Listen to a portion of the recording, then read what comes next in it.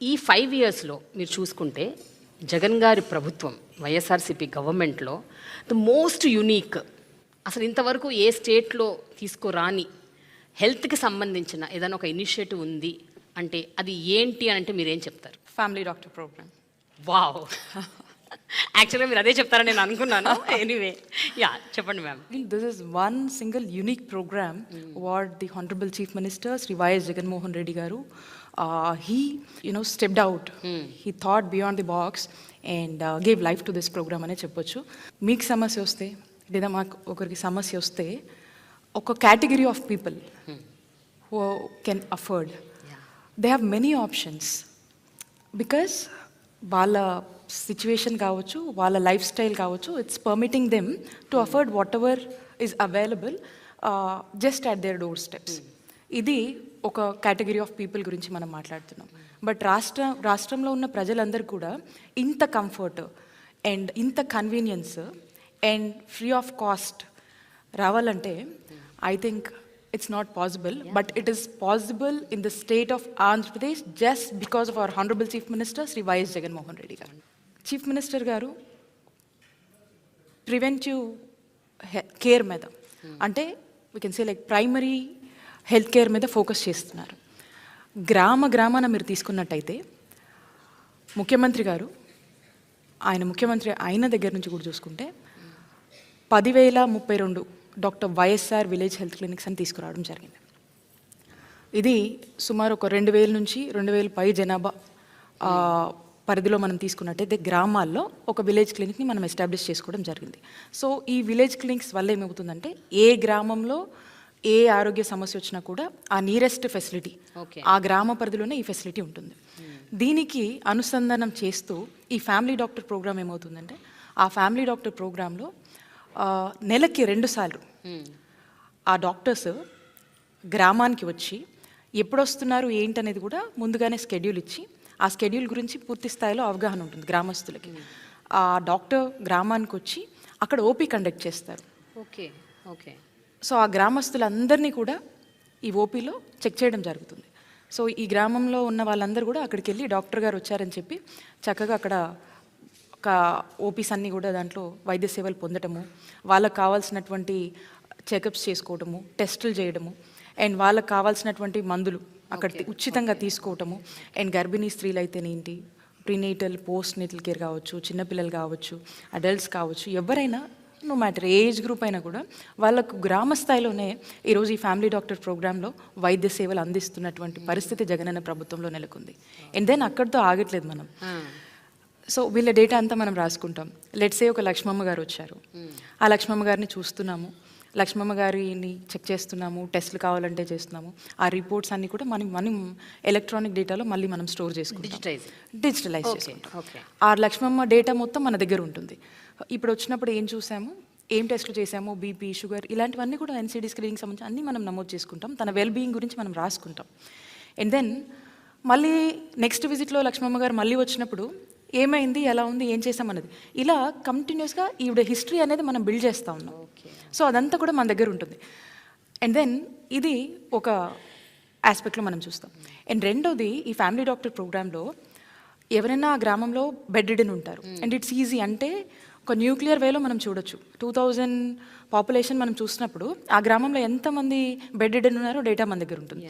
డాక్టర్లు ఉన్నదే తక్కువ, డాక్టర్లు ఉండేదే కష్టం. అలాంటి పరిస్థితి నుంచి ఈరోజు ముఖ్యమంత్రి జగనన్న డాక్టర్ని, గవర్నమెంట్ డాక్టర్ని ఈరోజు బెడ్ రిడెన్ పేషెంట్ దగ్గరికి ఇంటికి పంపించి ఈరోజు అక్కడ వైద్య సేవలు అందించి కావాల్సిన టెస్టులన్నీ చేసి అండ్ కావాల్సిన మందులు ఉచితంగా ఇచ్చి వాళ్ళకు మంచి చెడులు చెప్పి ఆ ఫ్యామిలీకి భరోసానిచ్చి ఈరోజు వైద్య సేవలు ఇంటి దగ్గర అందిస్తున్నటువంటి గొప్ప ప్రభుత్వం జగనన్న ప్రభుత్వం.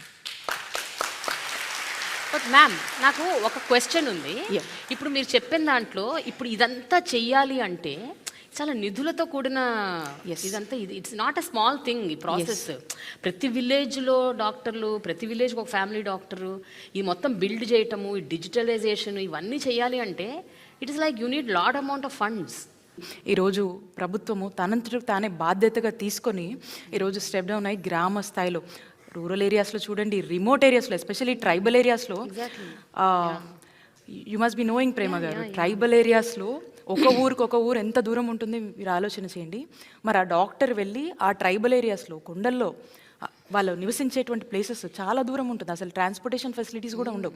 అలాంటి ప్లేస్లోకి ఈరోజు గవర్నమెంట్ డాక్టర్ వెళ్ళి వైద్యం అందిస్తున్నాడంటే ఒక్కసారి ఆలోచన చేయండి. ఈరోజు ఈ జగనన్న ప్రభుత్వం ఎంతమంది ప్రాణాలు కాపాడుతుంది, right in the village level, అంటే just at their doorsteps. Jagananna ఆలోచన ఏంటంటే ఎప్పుడు కూడా ఇది ఎంత కాస్ట్ అవుతుంది, ఈ కాస్ట్ వల్ల మనం ఆలోచన చేద్దామా, ఇవి ఆలోచించరు. కాన్సెప్ట్ ఆలోచిస్తారు, దీనివల్ల ఎంతమంది ప్రజలకు మంచి జరుగుతుంది, దీనివల్ల ఎంతమంది ప్రాణాలని ఈ రాష్ట్రంలో కాపాడగలుగుతాము, ఎంతమందిని మనము ఈరోజు ఎంతమంది కుటుంబాలకు మనం అండగా నిలబడతాము, ఎంతమందికి భరోసాగా ఈరోజు జగనన్న ప్రభుత్వం నిలబడుతుంది అనే ఒక ఆలోచనలో ఆలోచిస్తూ ఒక మానవత్వ కోణంలో, కష్టం తెలిసిన వాళ్ళకే దెబ్బ తగిలినోడికే నొప్పి తెలుస్తుంది అంటారు కదా, ఆ విధంగా ఆలోచిస్తూ ముందుకు వెళ్తారు. అలాగే ఈరోజు మేము చేస్తున్నాము, మా ప్రభుత్వం చేసుకుంటా పోతుందని కాకుండా ఇవి ఎలా రీచ్ అవుతున్నాయి, వాళ్ళు సాటిస్ఫైడ్గా ఉన్నారని ఒక థర్డ్ పార్టీ. సో మనము ఈ వరల్డ్ బ్యాంక్ సంబంధించి కావచ్చు, ఆర్టీఐ అని ఒక సంస్థ ఉంది, వాళ్ళతో కూడా మనము ఏ విధంగా ఇవి అమలు అవుతున్నాయి వాళ్ళ ఫీడ్బ్యాక్ కూడా మనం తీసుకొని ఇంకా మనం ఏం చేయొచ్చు అంటే మా మీదకి ఇంకొక మానిటరింగ్ అథారిటీ తీసుకొని మాకు మేమే, ఇది ఇంకొకరు మానిటర్ ఎవరో చేసి ఇచ్చింది కాదు, మాకు మేమే ఒక థర్డ్ పార్టీతో ఒక మానిటరింగ్ అథారిటీని ఎంచుకొని ఆర్టీఏ వాళ్ళు రీసెంట్గా చేశారు. సో కాబట్టి అక్కడ నుంచి మళ్ళీ ఫీడ్బ్యాక్ తీసుకొని మేమేమైనా సరి చేసుకోవాల్సినవి ఉన్నాయా, ఇంకా బెటర్గా మనం ఎలా ఇవ్వచ్చు అనే సర్వీసెస్ మీద మనము ఆలోచనల మీద ఇవన్నీ కూడా మనమే ఎంగేజ్ చేసి మనమే దీని మీద కూడా మళ్ళీ బాధ్యత తీసుకొని వెళ్తున్నటువంటి పరిస్థితి. So I would say that one unique programme is this family programme, where every poor, every unaffordable sector can feel that, health care for everybody అన్నది, feel that రిచ్ పీపుల్కే కాదు మా జగనన్న మాకు కూడా ఫ్యామిలీ డాక్టర్ని ఇచ్చాడు అట్ ఫ్రీ ఆఫ్ కాస్ట్. అయితే జనరల్గా ఇలాంటి ఒక యునీక్ కాన్సెప్ట్ కానీ ఒక ఇనిషియేటివ్ కానీ ముందుకు తీసుకొస్తే దానికి ఉండే సాధక బాధకాలు దానికి ఉంటాయి. Like there will be lot of loopholes also. అంటే ఫర్ ఎగ్జాంపుల్ ఇప్పుడు అదే family doctor he might be another doctor who is having his own practice.